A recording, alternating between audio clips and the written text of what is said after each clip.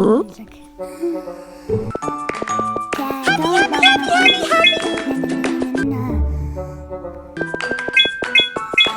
Gel babana koş.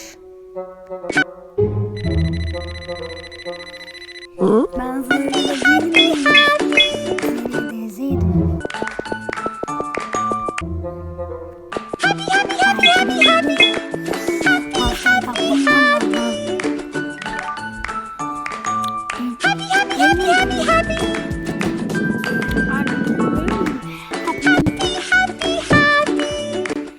Senin mutluluğunu yerim şirin bana ana.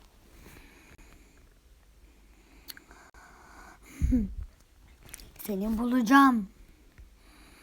Aha buldum. Nerede bu ya? Kahvemi yudumlarken beyaz bir silifke çayı mı içsem?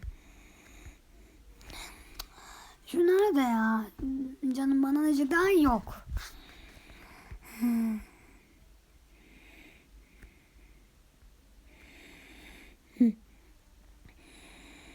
Şurada bir yerde mi? Gırdıldım. Wait, I've got an idea.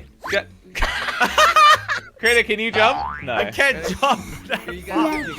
Hepinize Hi bye. guys! Today we're playing a new game called Pico Park, or Pico Park. It's one of the two, but I don't know which. Each of us are a pixelated little character, and we have to work together to get through the levels. Each world will have a different set of rules, though, that we're going to have to adapt around. A lot of teamwork required in this game, so obviously we're going to be really bad. But if for some reason you want to see more of it, click that like button. To get 50,000 likes, we'll upload another video on Pico Park. Anyway, head over to Slow.com for the merchant. Let's get into the video. Hello.